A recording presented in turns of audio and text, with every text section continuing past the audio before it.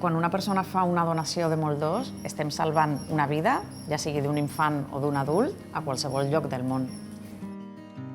Lo primero que se hace es intentar buscar en el medio familiar, es decir, siempre el donante estrella o el principal donante siempre ha sido un hermano. Ahora mismo la situación demográfica actual hace que las probabilidades de encontrar un hermano idéntico sean más bajas porque no hay hermanos. Y aquí es donde se establece la necesidad de buscar otro tipo de donantes. Aquí es donde intervienen, ¿no?, los donantes no emparentados.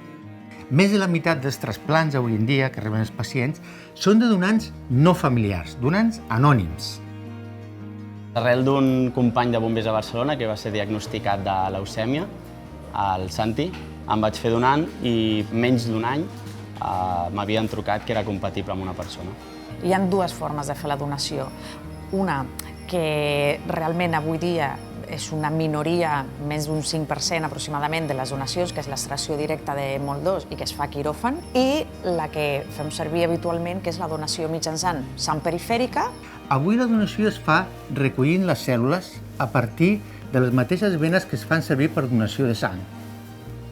Aquesta vena d'aquí i aquesta vena d'aquí. Es fa perquè hi ha un fàrmac que fa que les cèl·lules mares surtin selectivament a la sang i aleshores es captura una màquina a banc de sang que és la mateixa que es fa servir per donació de plasma, per donació de plaquetes. L'únic és que l'únic que captura són les cèl·lules mares que hi ha circulant. És un procés que es tolera molt bé. La fèresi en si mateixa és realment molt semblant a una donació de plasma i sí que hi ha uns efectes secundaris d'aquesta medicació que hem de posar 4 dies abans, que consisteixen bàsicament com en un quadre pseudogripal. Et penses que és un procés molt agressiu, potser, o complex, i que en cap cas va ser així. Em vaig haver de punxar unes injeccions superfàcils de posar i que no van suposar cap símptoma negatiu. Aquestes injeccions li serviran per fabricar les cèl·lules en més quantitat, les cèl·lules mare, i que sortiran dintre de l'os, a fora de la sang, i així les podrem recollir al dia del procediment.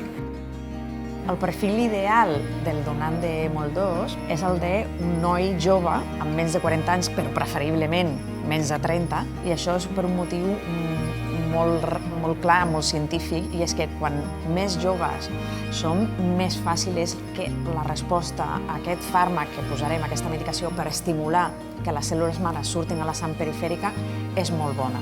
El tema del que siguin nois i no noies és preferible perquè sí que les dones també amb els embarassos desenvolupen una part de defenses que potser hem de fer un cribatge abans de procedir al trasplantament.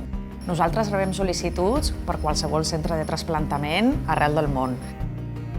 Jo l'únic que sé és que el meu donant és un home americà i la veritat és que si el tingués davant, primer de tot l'abraço. I després és que m'ha donat la vida. És que no puc dir que és el meu pare, perquè és com una mica estrany dir-ho així, però jo el considero com de la meva família.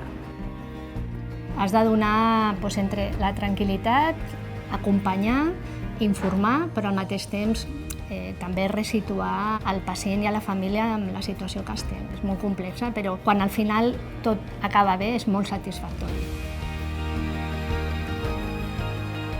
Soc la Freia i fa 4 anys un donant anònim em va salvar la vida.